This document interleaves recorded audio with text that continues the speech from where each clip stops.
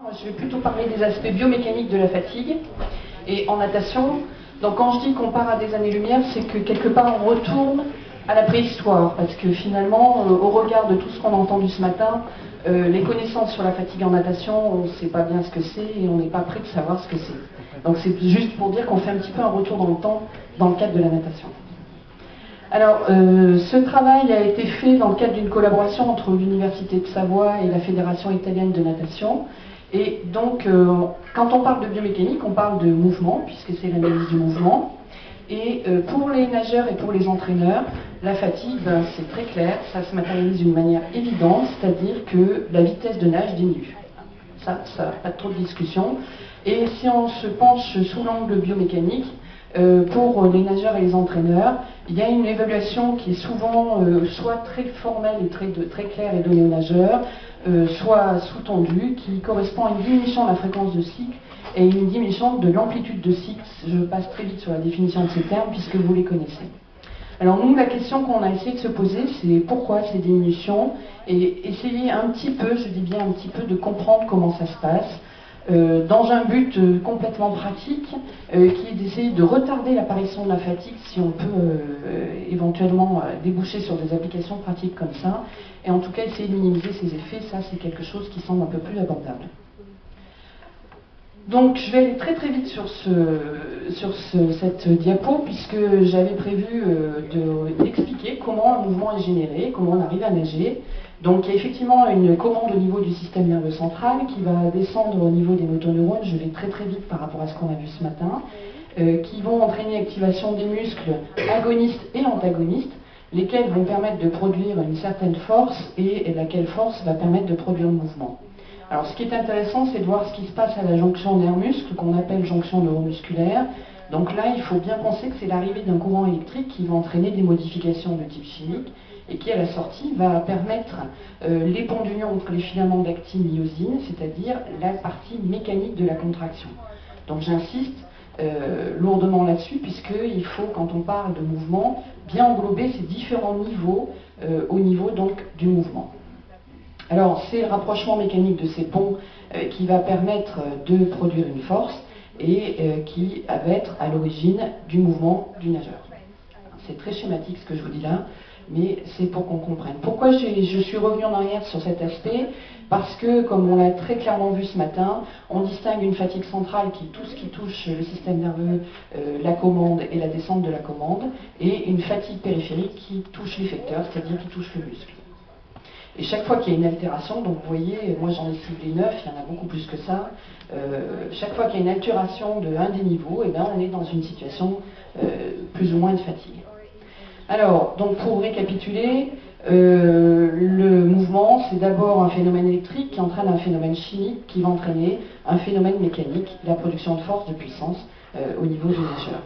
Donc on peut évaluer le mouvement soit par rapport à cette activité électrique, et à ce moment-là, on utilise une technique qui s'appelle l'électromyographie et qui permet d'évaluer l'activation musculaire. Soit on peut évaluer les substrats, je passe très vite, on est dans le domaine de la physiologie et non plus dans le domaine de la biomécanique, et soit on peut évaluer les forces, les moments et la puissance, tout ce qui va avec l'activité purement mécanique. Et puis, cette activité électrique, cette activité chimique et cette activité mécanique, elles vont permettre donc de générer un mouvement, et on peut aussi évaluer le mouvement, c'est un œil perfectionné à partir donc de la cinématique qui va permettre de mesurer des angles, des vitesses et des trajectoires de main comme celle qui est présentée ici. Alors les effets de la fatigue, il faut savoir que dans le domaine de la biomécanique, ils ont été très très largement étudiés dans des mouvements élémentaires. Le mouvement qui a été le plus étudié que vous trouvez dans la littérature, c'est l'adduction du pouce. Alors vous voyez, entre l'adduction du pouce, c'est ce mouvement avec l'adducteur pollicis, et puis le mouvement de nage, il y a là aussi des années-lumière. Donc systématiquement pour ces quatre angles, je vous présenterai rapidement les principaux résultats dans le mouvement élémentaire, très simple, très contrôlé, et ce qui a été montré en natation. Donc sur le plan des forces, dans les mouvements élémentaires, toutes les études convergent. C'est d'ailleurs une des définitions de la force. Quand le sujet est fatigué, il n'est plus capable de maintenir son niveau de force ou sa puissance. C'est d'ailleurs une définition qui a été reprise ce matin par notre deuxième intervenant, qui renvoie à celle d'Enoka. En natation, il y a très peu d'études. Il y a celle, entre autres, de Goldfuss et Nelson, mais en nage attaché sur un nageur, donc avec tout ce que ça veut dire, et quelques années plus tard, par Monteil, en situation de flou, donc là aussi, avec toutes les limites. J'ai oublié Hugues, mais il m'en voudra pas, je pense. Sur la cinématique, dans les mouvements élémentaires, il a été montré une diminution de la vitesse du mouvement dans les situations isocinétiques. Et en natation, ça c'est quelque chose qui a été relativement bien balayé, c'est-à-dire quelle est l'évolution des paramètres de cycle en situation de fatigue en natation, et en particulier en situation de course. Les études par contre sur les trajectoires de la main sont beaucoup moins nombreuses et surtout limitées à un seul plan. Sur le plan musculaire, dans les mouvements élémentaires, il a été montré que l'activation musculaire en situation de fatigue se traduisait par une diminution de ce qu'on appelle la RMS ou l'UMG, c'est-à-dire que c'est le paramètre d'amplitude de l'activation musculaire qui reflète en fin de compte le nombre d'unités motrices recrutées. Donc en d'autres termes, une diminution de la RMS, ça veut dire qu'en situation de fatigue, le nageur recrute moins d'unités motrices. Enfin le nageur, on n'est pas dans la natation, on est dans le mouvement élémentaire. Au niveau MPS, cette fois c'est plus l'amplitude du signal, mais c'est la fréquence du signal. Et de très très nombreuses études montrent qu'en situation de fatigue dans des mouvements simples, on a une diminution de la mean power frequency, c'est-à-dire de la fréquence du signal, qui indique deux choses. D'une part qu'on va vers un recrutement essentiellement des fibres lentes, les fibres rapides étant fatiguées. Et deuxièmement, cette diminution de la MPF reflète aussi quelque part une diminution de la vitesse de conduction au niveau musculaire. En natation, très peu d'études, et surtout sur l'amplitude, mais je vous rassure, c'est pas propre à la natation, c'est propre à tous les sports, parce que pour faire un traitement en fréquence, il faut avoir un signal stable, et quand vous imaginez en natation, eh bien, vous avez la longueur du muscle qui change sans arrêt, sa vitesse qui change sans arrêt, la charge qui change sans arrêt au cours du cycle, donc on est loin d'être dans une situation stable, et non seulement ça bouge sans arrêt, mais en plus on contrôle rien. C'est-à-dire quelle est la charge que chaque muscle va avoir au cours du cycle, ça on est incapable actuellement de calculer ça. Donc au regard, dernier aspect c'est la physiologie, je vais passer très vite puisque ce n'est pas notre sujet d'étude, mais en natation effectivement, pour la plupart des gens, la fatigue c'est l'augmentation du taux de lactate. Alors au regard de tous ces travaux, on a essayé de voir les effets d'un exercice intense, en l'occurrence un 4x50 mètres avec 10 secondes de récupération, et j'anticipe déjà sur ma conclusion pour bien dire que les résultats que je vous montre sont liés à cette procédure de test, qu'on est à un départ et qu'il faudrait effectivement faire d'autres types de tests de fatigue. Il n'y a pas un type de fatigue unique, on nous l'a bien dit ce matin et je suis complètement d'accord avec ça. Il y a une intensité et une durée qui vont induire un certain type de fatigue. Donc il faut bien tenir compte de ça dans ce que je vous présente. Enfin, ça c'est une situation relativement classique en natation. Donc, on a voulu voir si tous les indicateurs de fatigue qu'on retrouvait dans les mouvements élémentaires, diminution de la performance, augmentation des lactates, diminution de la force, modification spectrale et d'amplitude des EMG, se retrouvaient dans un mouvement très complexe, parce que courir c'est déjà compliqué, mais alors nager avec l'eau, c'est encore plus compliqué. Donc, on a essayé de voir si ça se retrouvait dans une situation complexe.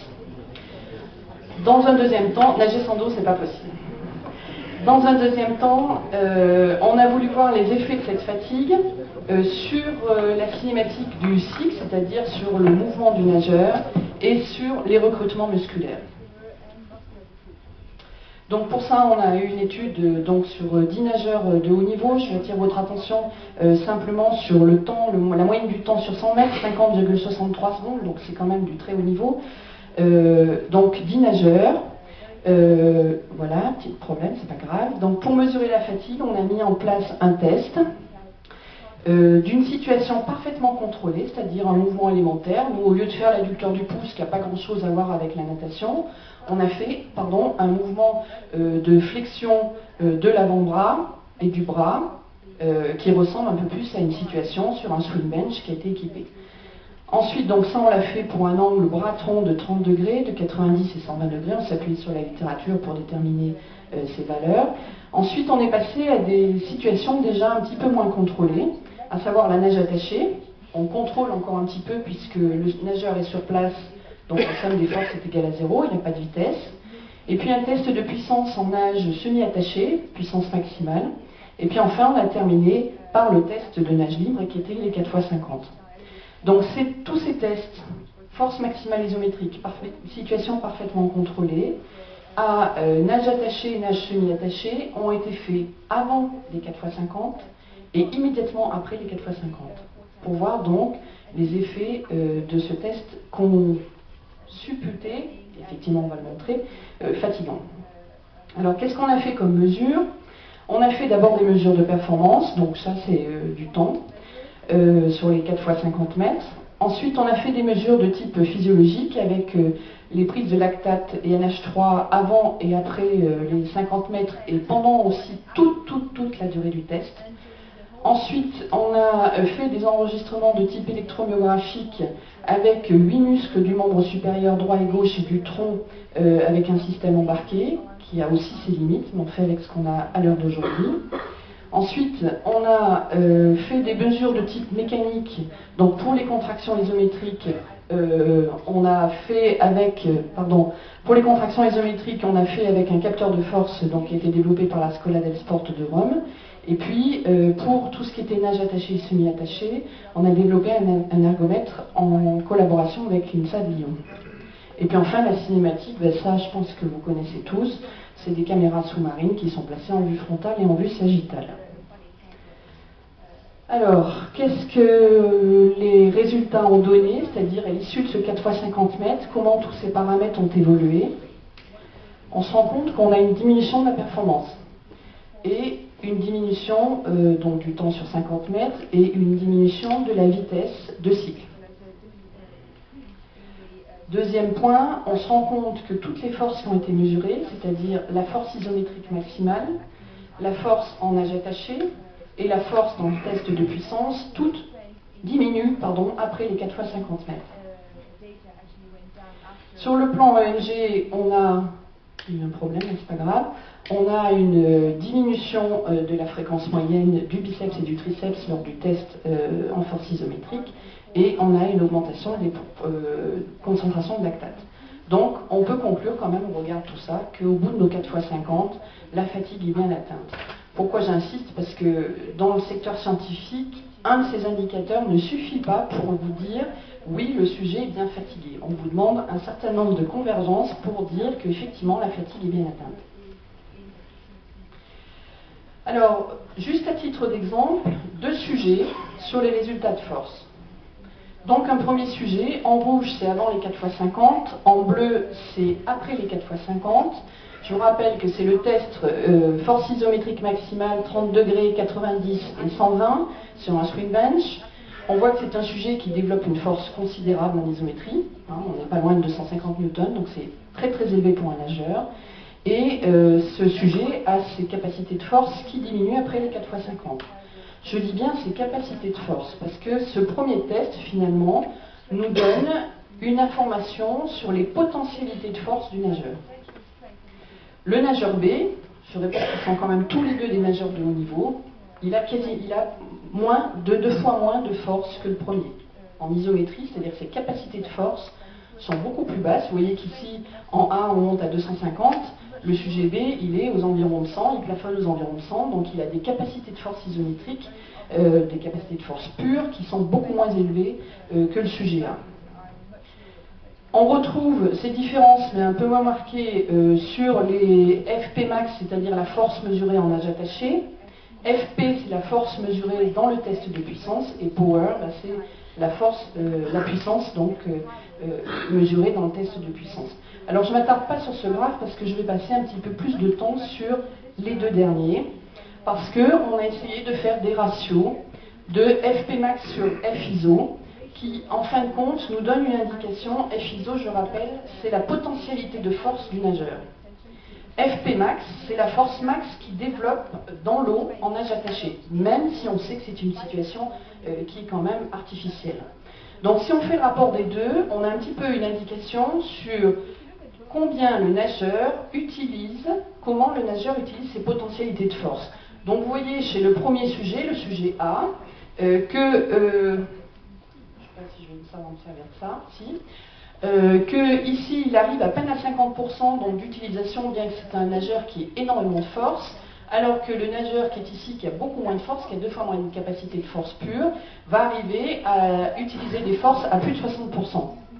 Alors ce qui est intéressant, c'est que chez les deux, évidemment, la capacité de force diminue, mais chez ce nageur, quand il est en situation de fatigue, il arrive encore à optimiser l'utilisation de ses capacités de force qui ont certes baissé.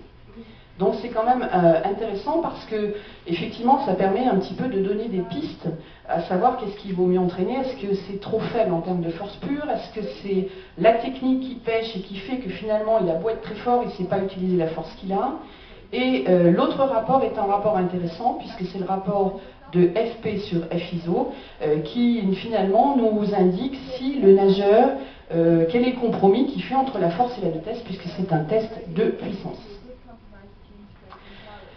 Donc, à partir du moment où il y a fatigue, on a essayé de voir les effets de la fatigue. Je vais passer très très vite là-dessus. Les images ont été digitalisées, les trajectoires en vue sagittale et en vue frontale ont été obtenues, et elles sont quantifiées à partir de points caractéristiques.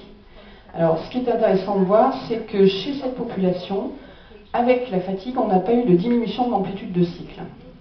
Et on n'a aucun changement dans l'amplitude des différents points de la trajectoire.